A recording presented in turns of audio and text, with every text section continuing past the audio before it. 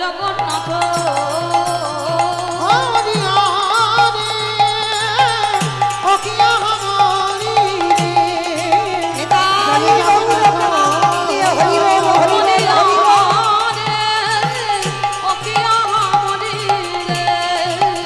জয় জগন্নাথ হরি হরে ও কি হরি রে ওগো জয় জগন্নাথ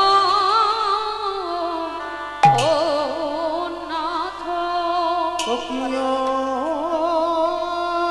জয় জয় জগন্নাথ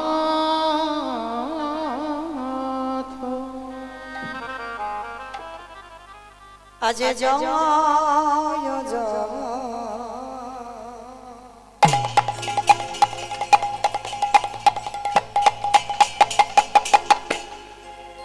জয় জয় জগ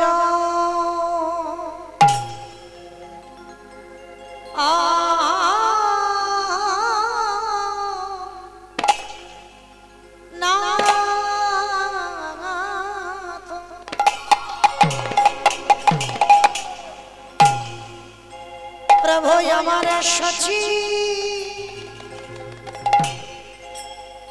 রানা দাঙ্গা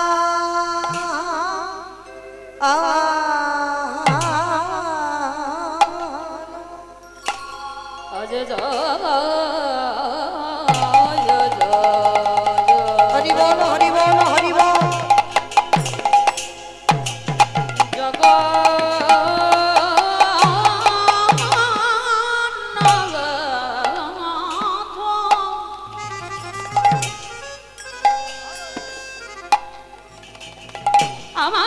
তুলুন ধনি মাইয়া তুলুন ধনি।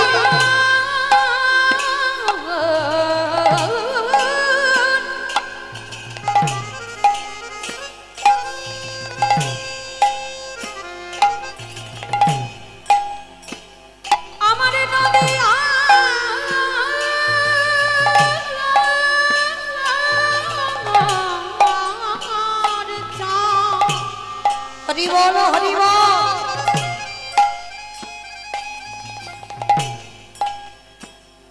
গৌর হরি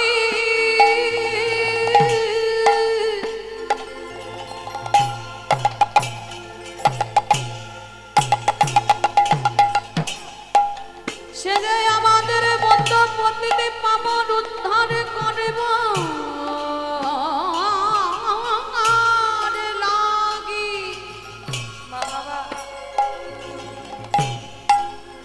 জীবের দাঁড়ে দাঁড়ে ঘুরে ঘুরে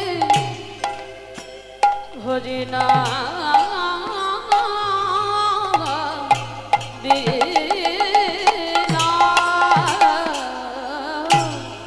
জয় জয় জয় জগ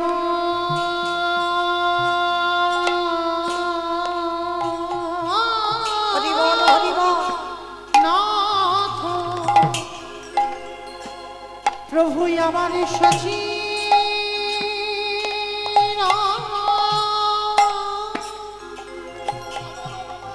নন্দা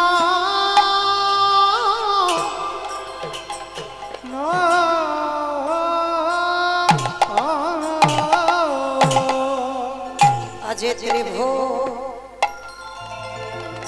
বন কনে জাগানো চড় চড় চড় আহা চরণ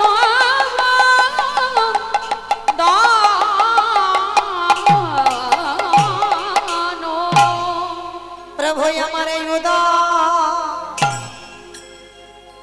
উদয় হয়েছে আদে উদয়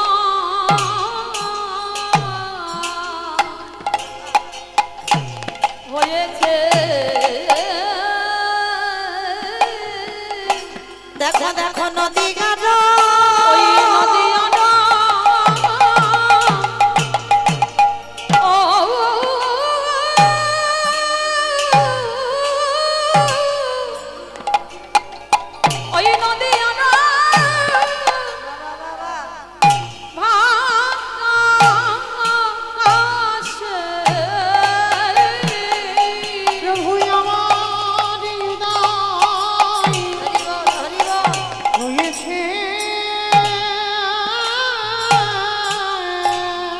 একেবারে বলে না বলে না একেবারে বলে না বলে না বলি আমার জানা বলিয়া মরি জানা ও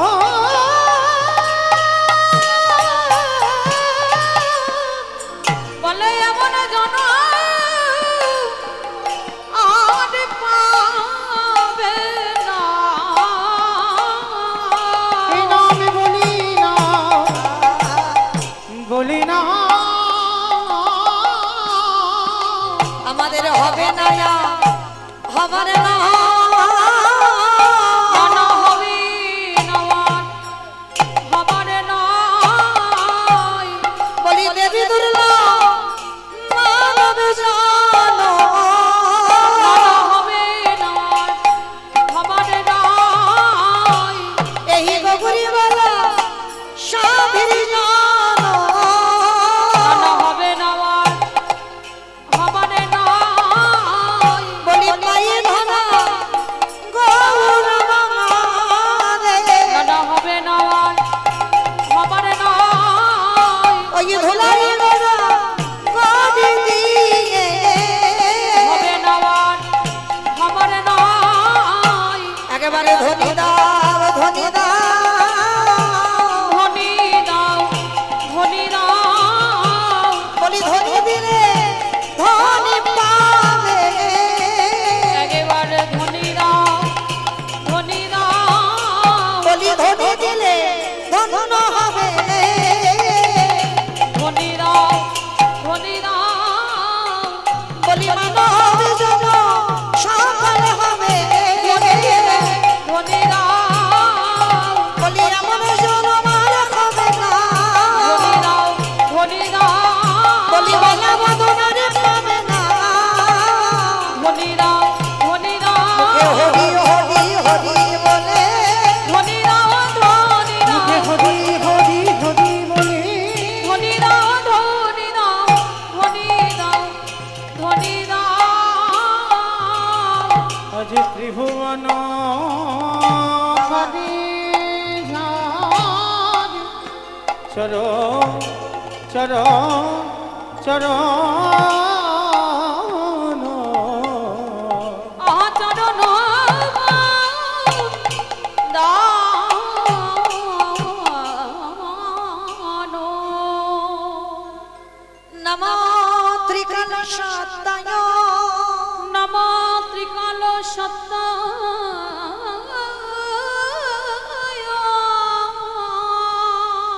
জগন্নাথ সুতায় জগন্নাথ সুতায়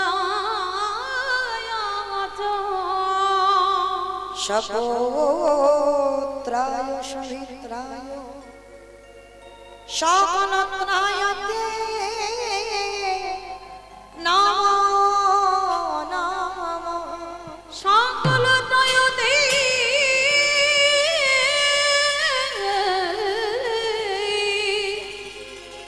নম নম জানি তাই জয় রাধে জয় জগন্নাথ জয় মহাপ্রভু হরে কৃষ্ণ জয় রাধে শ্যাম সমবেত শুধু কৃষ্ণ অনুরাগী গৌর অনুরাগী মাতৃমণ্ডলী পিতৃমণ্ডলী আহুত অনাহুত ভাগত এই গ্রামবাসী বৃন্দ যারা আমার রাধা গোবিন্দে যারা আমার গৌর নিতাই এর আতুল চরণ আশ্রয় গ্রহণ করেছেন তাহাদের সবাকার চরণে রইল আমার কোটি কোটি দণ্ডবত। তারপরে জানাই এখানে যত সাধুগুরু ব্রাহ্মণ বৈষ্ণব আছেন তাহাদের পাদ পদ্মে রইল আমার ভক্তিপূর্ণ দণ্ডবত প্রণাম। তারপরে জানাই মাগো আমি আমার পিতামাতার চরণে আমার শিক্ষাগুরু দীক্ষাগুরুর চরণে অনন্ত কোটি কোটি দণ্ডবত প্রণাম। তারপরে যাদের কথা না বললে বাবা সব থেকে বড় ভুল হবে, সব থেকে বড় অপরাধ হবে। যে কমিটি দাদা ভাই বাবা ঠাকুর ভাইদের উদ্যোগে আজকের মহানাম যজ্ঞানুষ্ঠান, কীর্তন জগতের সর্বকনিষ্ঠতম কীর্তনিয়া হয়ে আমি মৌমিতা ঘোষ আমার সম্প্রদায়ের তরফ থেকে তাদের চরণে সর্বাগ্রে জানালাম কোটি কোটি ধন্যবাদ প্রণাম। তো কীর্তনের প্রারম্ভে বাবা কালকে থেকে বহু বহু কীর্তনিয়ার আমরা আসছি। তো কীর্তনের প্রারম্ভে যত কীর্তনিয়া সম্প্রদায় এসেছে প্রত্যেকের চরণে রইল আমার কোটি কোটি ধন্যবাদ প্রণাম। তবে মায়েরা, কীর্তনের প্রারম্ভে আমার মনে হয় সর্বাগ্রে যাদের উদ্যোগে কীর্তন হয় তাদেরকে আগে প্রণাম দেওয়া উচিত। এটা কারোর বিচারে নয়, এটা আমি আমার বিচারের, আমার ব্যক্তিগত কথা বলছি। যে আমার মনে হয় সবার আগে যাদের উদ্যোগে কীর্তন হয় বাবা তাদেরকে আগে প্রণাম দিতে হবে। কেন? যারা মাসের পর মাস মাধুকরী করে লোকের দাঁড়িয়ে দাঁড়িয়ে গিয়ে কেউ 5 টাকা, কেউ 10 টাকা, কেউ 50, কেউ 100, যে যেমন পেরেছে দিয়েছে তাদের ভিক্ষার আঁচলে, তার উপরে বাবা আবার কত কটু কথাও বলেছে। তবু কিন্তু এত কিছু সহ্য করেও এই গ্রামের মঙ্গলের জন্য কেউ কিন্তু ব্যক্তিগত মঙ্গল নয়, যে নিজস্ব মঙ্গলের জন্য কীর্তনটা করাচ্ছে না, এই গোটা গ্রামের মঙ্গলের জন্য যারা আগিয়ে এসেছে। কীর্তন জগতে সর্বকনিষ্ঠতম কীর্তনিয়া হয়ে আমি মৌমিতা ঘোষ আমার সম্প্রদায়ের তরফ থেকে তাদের চরণে সর্বাগ্রে জানালাম কোটি কোটি ধন্যবাদ প্রণাম। তো কেন মা প্রণামটা জানালাম আগে আমার কমিটি দাদা ভাইদের? এটা তো জানা দরকার, কারণ আমাদের সবাইকে মনে রাখতে হবে মা এটা কলিযুগ। আর এই কলিযুগে যাগযজ্ঞ নয়, ব্রত পূজা নয়, ধ্যান তপস্যা নয়, হরির নাম হরির নাম হরির নামৈব কেবলম কলৌ নাস্তেব্য নাস্তেব্য নাস্তেব্য গতির অন্যথা। কলির মানুষের হরি নাম ছাড়া কোনো গতি নাই, কোনো গতি নাই, কোনো গতি নাই। আপনারা প্রশ্ন করবেন মৌমিতা সেই কালকে থেকে কত কত কীর্তনিয়া কীর্তন গাইছে, এখন আমি এসেছি আবার আমার পরে আবার আছে এক দাদা ভাই। তাহলে বাবা যত যত কীর্তনিয়া আছি প্রত্যেক কীর্তনিয়া একটাই কথা বলে, বলে হরি নাম করো, হরি নাম শোনো, একাদশী করো, ভগবানের চরণে তুলসী দাও, তুলসী গাছে জল দাও, ভগবান ছাড়া তোমাদের আর গতি নাই। কি মায়েরা, কালকে থেকে কীর্তনিয়ারা ওই সব বলেই যাচ্ছে না, শুধু ভগবানের চরণ ভজন করো আর কিছু নয়। কিন্তু মায়েরা শুধু কীর্তনিয়ারা বলবে আর আপনারা শুনে বাড়িতে যাবেন হবে না, ওই কথাটাকে একটু অনুভব করতে হবে, বিচার করতে হবে। যে কথাটা আমরা যে বলে যাচ্ছি সেই কথাটা বাস্তবের সঙ্গে মিলিয়ে নিতে হবে বাবা। এই যে কীর্তনিয়ারা বলছে হরিনাম ছাড়া মানুষের গতি নাই, ভালো করে দেখেন তো বাবা, হরিনাম ছাড়া গতি আছে?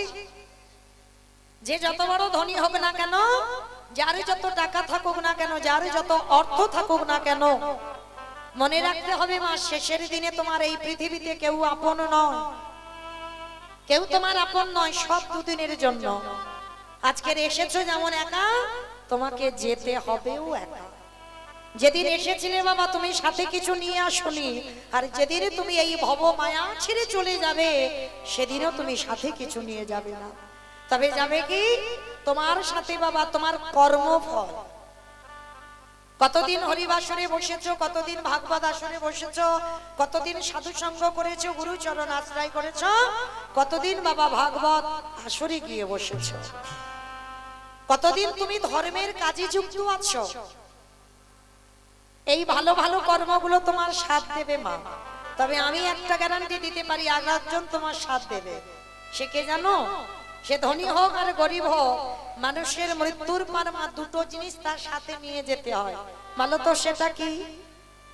এক হলো খোল আর একটা হলো করতাল, আর পিছনে বাজাবে বলো হরি বলো হরি। কি মাইরা আপনাদের এই গ্রামে বাজে তো? মানুষ মরে গেলে খোল করতাল বাজায়। আচ্ছা এই জায়গাটা একটু বিচার করে দেখেন, তাহলে ঠাকুর বিসর্জন যখন করতে যাও বাবা তখন তো বড় বড় ডিজে বক্স বাজাও, আর যেদিন আমাদের দেহ বিসর্জন হবে সেদিনকে একটা ডিজে বক্স বাজিয়ে গেলে হতো না? নিশ্চয়ই হতো। তাহলে হচ্ছে না কেন?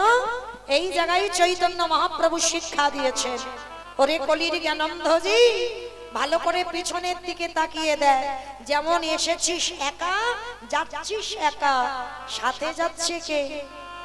এই হরি নামে যাবে যা। আমাদের পচা দেখো দেখো যা,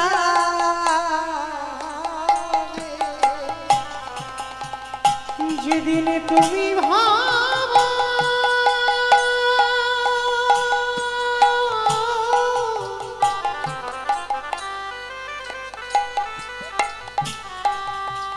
যেদিন তুমি ভাবো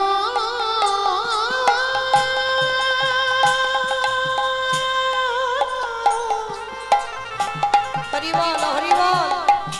যেদিন তুমি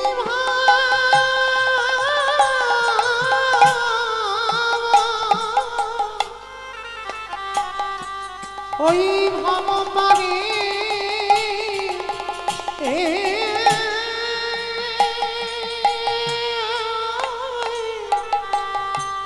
পারে যাবে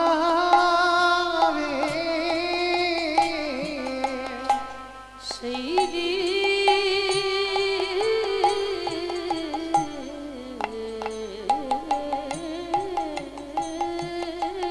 হরি বল হরি বল। সেই দিনে নাম যাবে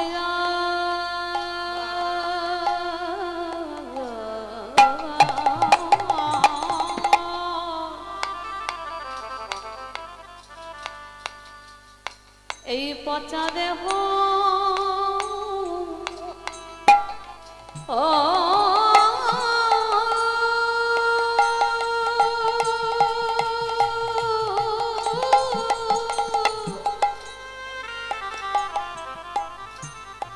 দেহ যা আস্তে। তাহলে মাইরা ভগবানের চরণ ছাড়া এই জগতে তোমার আপন আর কেউ নয়। যত বলুক না কেন আমি তোমায় এত এত ভালোবাসি, কেউ তোমায় ভালোবাসে না। সব স্বার্থের ভালোবাসা, তুমি দাও তোমায় ভালোবাসে। আর যেদিন তুমি সংসারে দাওয়াটা বন্ধ করে দিতে পারবে, সেদিন লাঠি ঝাঁটা মেরে দূর দূর করে তাড়িয়ে দেবে। এটাই হলো সংসার। একজনই তোমার সব থেকে বেশি ভালোবাসে, যিনি হলেন বিশ্বের স্রষ্টা মালিক ভগবান।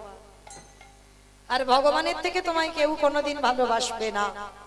তো চলেন মায়েরা, সেই ভগবানের চরণ আজকের আমরা আশ্রয় করি। আজকের আমরা সবাই একত্রিত হয়ে চলে যাব একটুখানির জন্য শ্রীধাম নদিয়া নবদ্বীপ ধাম। কারণ মায়েরা কীর্তনের যে যতই করি না কেন, লীলা কীর্তন, কীর্তনের তো একটা ধারা থাকবে বাবা। কারণ কীর্তন গাইতে গেলে আমাদের একটা ধারা অনুযায়ী যেতে হবে।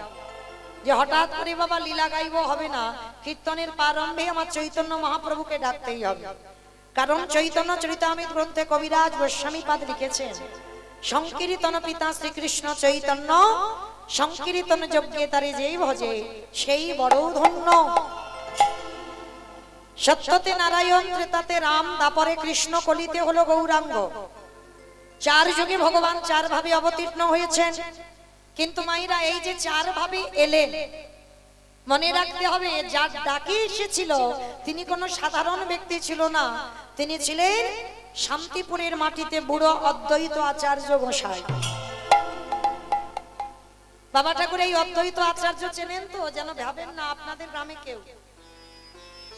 পঞ্চতত্ত্ব ছবি যারা দেখেছেন, মানে পঞ্চতত্ত্ব ছবি মানে বুঝতে পারছেন তো, যে পাঁচজনে একেবারে হাত তুলে দাঁড়িয়ে আছে। শ্রীকৃষ্ণ চৈতন্য প্রভু নিত্যানন্দ, শ্রী অদ্বৈত গদাধর শ্রীবাসাদি গৌর ভক্তবৃন্দ। একটা বাচ্চাকে জিজ্ঞাসা করবে, সে বলে দেবে মাঝখানে যে দাঁড়িয়ে আছে আমার কলিযুগের ভগবান। আর ওই ছেলেটার ডান দিকে দেখবেন একটা বয়স্ক লোক দাঁড়িয়ে আছে, মানে মুখে চুলগোল দাড়িগুলো বাবা সব পেকে সাদা। ইনি হলেন বুড়ো অদ্বৈত আচার্য গোসাই। আর চুলগোল দাড়িগুলো পাকলো কেন? কারণ আমার মহাপ্রভুর থেকে 52 বছরের বড়, মানে এক দুদিনের বড় নয়, 52 বছরের বড়। তা যিনি 52 বছরের বড় হবে বাবা, তার তো চুলগোপ দাড়িগুলো পেকে সাদা হবে। তো ওনারই ডাকে কিন্তু কৃষ্ণ গৌর হয়ে এসেছিল। কিন্তু এখানে মা একটা প্রশ্ন রয়ে যায়, জগতে ভক্তের অভাব নেই বাবা, হাজার হাজার আছে, লাখ লাখ আছে, কোটি কোটি ভক্ত আছে। তাহলে ভগবানের কি এমন মতিভ্রম হলো একেবারে শান্তিপুরে বুড়ো মালিকটাকে আসতে হলো?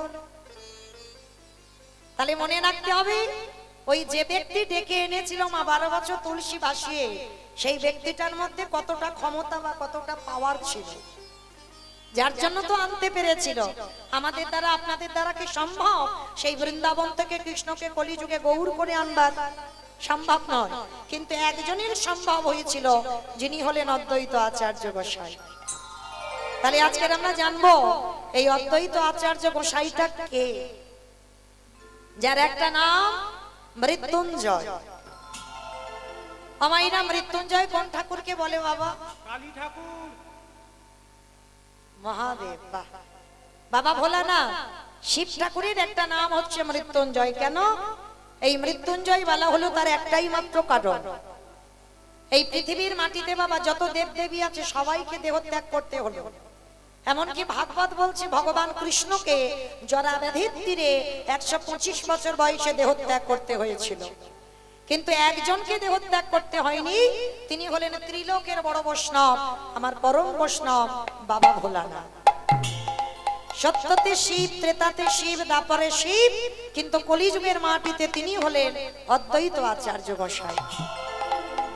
কিন্তু মাইরা এখানে আমাদের প্রশ্ন রয়ে যায়, কেন পৃথিবীর মাটিতে এত এত ভক্ত ছিল কিন্তু বাবার মরণ হলো না, একই শিব হয়ে রইল, মৃত্যুঞ্জয় হলো কেন? কারণ কলিযুগে বাবা কিন্তু রূপটা পরিবর্তন করেছে। কেন জানো? তার একটা অপরাধ হয়েছিল। অপরাধটা করেছিল কবে জানো? অপরাধটা করেছিল বাবা, এই অপরাধের কথা শুনতে গেলে আমাদের সবাইকে যেতে হবে একটুখানির জন্য সেই মহাভারত। এই মহাভারতের মাটিতে গেলে আমরা উত্তরটা পাবো কিসের জন্য পরম বৈষ্ণব বাবা ভোলানাথ কি অপরাধটা করেছিল, কি অন্যায়টা করেছিল। এই মহাভারতে বাবা যুধিষ্ঠির মহারাজ করেছিল রাজস্বী যজ্ঞ। এই রাজস্বী যজ্ঞে ভগবান কৃষ্ণ সবাইকে দায়িত্ব বুঝিয়েছিল, আর ভগবান কৃষ্ণকে বলেছিল, যুধিষ্ঠির দাদা কৃষ্ণ তুমি তো সবাইকে দায়িত্ব দিচ্ছ, ও কৃষ্ণ তুমি নিজে কোনো দায়িত্ব পালন করবে না? ভগবান আমার মুচকি হেসে বলেছিল, জানো দাদা আমি তো এই যজ্ঞে সবাইকে দায়িত্ব দিয়েছি একটা করে, কিন্তু আমি আমার বেলা আলাদা করে দুটো দায়িত্ব ফেলে রেখেছি। যেই না বলেছি দুটো দায়িত্ব ফেলে রেখেছি, সঙ্গে সঙ্গে যুধিষ্ঠির মহারাজ চমকে উঠেছে। কৃষ্ণ সবাইকে তুমি একটা করে কাজ দিলে, আর তুমি তোমার নিজের বেলা দুটো কাজ, কি কাজ করবে কৃষ্ণ? বলে জানো দাদা আমার প্রথমবারের কাজটা হবে যত যত ভক্ত আসবে